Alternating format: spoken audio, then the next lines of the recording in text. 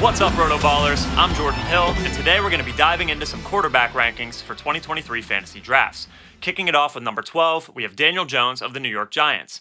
Jones had the best fantasy season of his career last year, and despite only passing for 15 touchdowns, finished as the QB9. We expect him to have continued success on the ground, and with Darren Waller now added to this offense, we're optimistic that Jones can take a step up in the passing department. Coming in at number 11, we have Dak Prescott of the Dallas Cowboys. Dak struggled with turnovers last year, but it's certainly possible that he was still hampered a bit by the broken thumb he suffered in Week 1.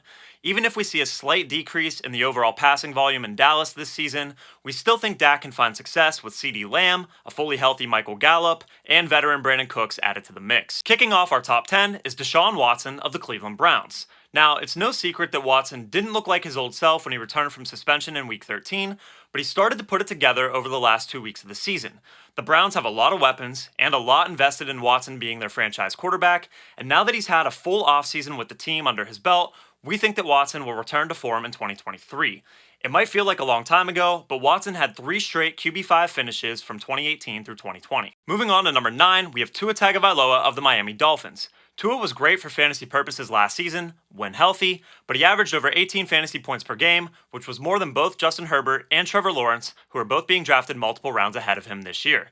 Now, the concussions are definitely still a concern, but when you look at Tua's ADP in the 8th round, it's probably worth the risk. He's been focusing on his health this offseason, bulking up a little bit, and he still has maybe the best wide receiver duo in the league to throw the ball to in Tyreek Hill and Jalen Waddle. Coming in at number 8, we have Jacksonville Jaguars third-year QB Trevor Lawrence.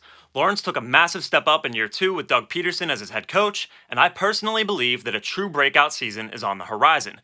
You have Christian Kirk returning to this offense, Evan Ingram, Zay Jones, Travis Etienne, but the true X factor here is new addition Calvin Ridley. Ridley's a guy who's proven in the past he can get upwards of 1,300 yards and double-digit touchdowns, so I really just think it's wheels up for this offense as a whole. Moving on up to number 7, we have Justin Herbert of the LA Chargers. Some would argue that last year's QB11 finish was a little disappointing, but I'm not sure that's totally fair when Herbert was plagued by injuries, as were many of his weapons.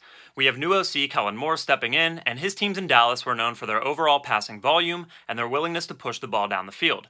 We think that with the gang being back in Keenan Allen, Mike Williams, and Austin Eckler, as well as the Chargers drafting first-round wide receiver Quentin Johnston, that Herbert can get back to around 5,000 yards and 35 touchdowns. Coming in at number 6, we have Chicago Bears quarterback Justin Fields. Fields finished as the QB7 last season in just 15 games, and he feels especially safe for fantasy given the rushing baseline he provides you every week.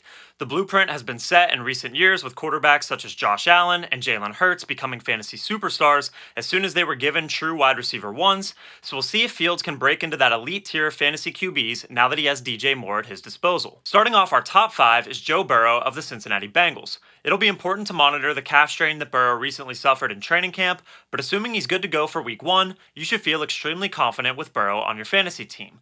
The Bengals still have a lot of firepower on offense with Jamar Chase, T. Higgins, Tyler Boyd, and Joe Mixon, so there's little reason to believe that Burrow can't repeat the success that he's found over the past 2 seasons. At number 4, we have another AFC North quarterback in Lamar Jackson of the Baltimore Ravens. Lamar was on an absolute tear to start last season until he lost Rashad Bateman to injury and eventually suffered an injury of his own. The Ravens made it a point to address their passing game this offseason, signing Odell Beckham and drafting Zay Flowers, and perhaps most importantly, replacing OC Greg Roman with Todd Monken. Monken is expected to up the pace of this offense significantly, and if they let Lamar air it out, a QB1 overall finish is definitely within the range of outcomes. You really can't go wrong with any of the top 3 fantasy quarterbacks, and I don't think I need to spend a ton of time on these guys as they're all being drafted in the same range, and it's totally acceptable to have them in whatever order you want. But coming in at number 3 for us is Buffalo's Josh Allen, who's finished as a top 2 fantasy quarterback in each of the past 3 seasons. And at number 2, we have Kansas City's Patrick Mahomes, and despite the fact that the Chiefs have some question marks at the wide receiver position, it just doesn't matter. Patrick Mahomes has proven time and time again that he can and will get it done. And finally, rounding out our top 12 fantasy quarterbacks, coming in at number 1, we have Jalen Hurts of the Philadelphia Eagles.